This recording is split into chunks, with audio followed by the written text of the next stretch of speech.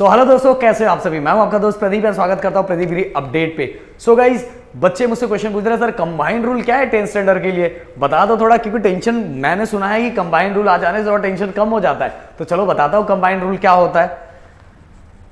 So guys, combined rule में जैसे आप सभी को पता है गाइज कि कम से कम 35 मार्क्स चाहिए, 100 में से 35 मार्क्स चाहिए, तभी क्या होगा, पाठक पास होगा, नहीं तो पाठक बिल्कुल फेल हो जाएगा। 100 में से कम 35 मार्क्स चाहिए, अगर 35 मार्क्स मिला तो ही पास होगा। ओके, फिक्स, एक सब्जेक्ट में 35 मार्क्स चाहिए।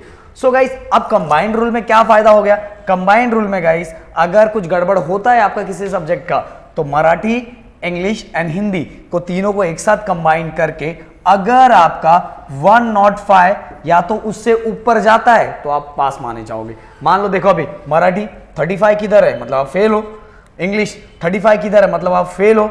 हिंदी में तो 55 है, मतलब बस हिंदी में पास हो, मतलब इनडायरेक्टली आप फेल हो ना। नहीं, आप फेल नहीं हो। आपको अगर आपके पेपर में लैंग्वेजेस में कम से कम 25 मार्क्स चाहिए, तो 25 मार्क्स है, 26 मार्क्स है और ये 55। अगर मैं इसको प्लस करता हूं, टोटल, ओके, अगर चलो हम इसको प्लस करते हैं तो 6 5 11 11 5 16, कितना हो गया total 16, and 2 2 4 4 5 9 110। Oh my God, 106, आप पास हो गए गाइस। बट अगर यही गलती से कुछ गड़बड़ घोटाला हो जाता और आपका यहाँ 5 की जगह 4 हो जाता, सो आप फेल हो जाते, क्योंकि कंबाइंड रूल में कंसीडर नहीं होता।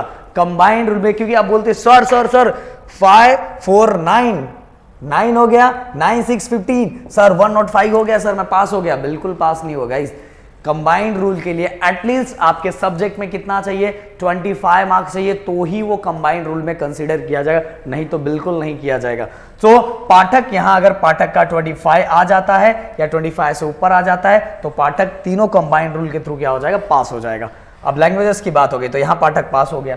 अब बात करते हैं पाठक को साइंस के अंदर, साइंस और मैथ के अंदर यहां कितना चाहिए, 35 मार्क्स चाहिए ना, बट पाठक को तो यहां 28 मार्क्स है। बट मैंने अभी आपको बताया कि आपको कंबाइंड रूल, जैसे इसमें साइंस और मैथ मिला के कंबाइन किया जाता है। क्या किया जाता है, अगर आप फेल हो रहे हो तो साइंस और मैथ को कंबाइन करके आपको कितना चाहिए, 70 मार्क्स। अगर आपका 70 हो रहा है तो आप क्या हो जाएगा, पास हो जाएगा। बट कंडीशन ये है कि आपको क्या चाहिए, 25 या 25 के ऊपर मार्क्स। अगर यहां गलती से 4 आता है, ओके, गलती से 4 आता है तो 5 4 कितना हो गया, 9 हुई, तो ऐसे भी नहीं पास हो रहे हो।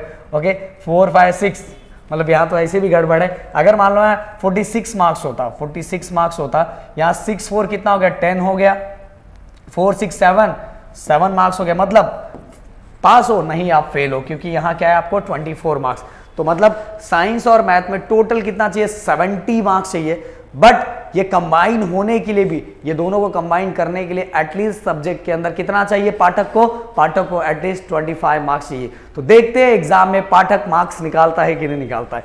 अब चलते हैं एसएसटी में गाइस, डायरेक्ट ही एसएसटी का पूरा, क्योंकि ऑलरेडी उसके अंदर ज्योग्राफी होता है, पॉलिटिकल साइंस होता है, हिस्ट्री होता है, तो इसके लिए कोई कंबाइंड रूल नहीं है। इसमें 100 में से आपको 35 मार्क्स चाहिए, जो आराम से मिल जाता है। सो गाइस, यही है 10th स्टैंडर्ड के लिए कंबाइंड रूल, जो इतना ज्यादा, इसके कारण बहुत सारे बच्चे आराम से निकल जाते हैं, आराम से पास हो जाते हैं और कोई टेंशन नहीं। अगर आपको मान लो किसी में, अब मान लो यहां मैं इसको थोड़ा सही कर देता हूं, अगर मान लो यहां 25 है और यहां मान लो ऐसा समझ लो 50 मार्क्स है, तो ये कितना हो गया, 5 6 7 75 मार्क्स मिल गया। सो गाइस, यहां जो आपका ऐड किया हुआ है, तो आपके एग्जाम में, क्योंकि आपको 35 नहीं है ना, यहाँ कितना 25, इसीलिए यहां ऐसे ये मार्क आएगा।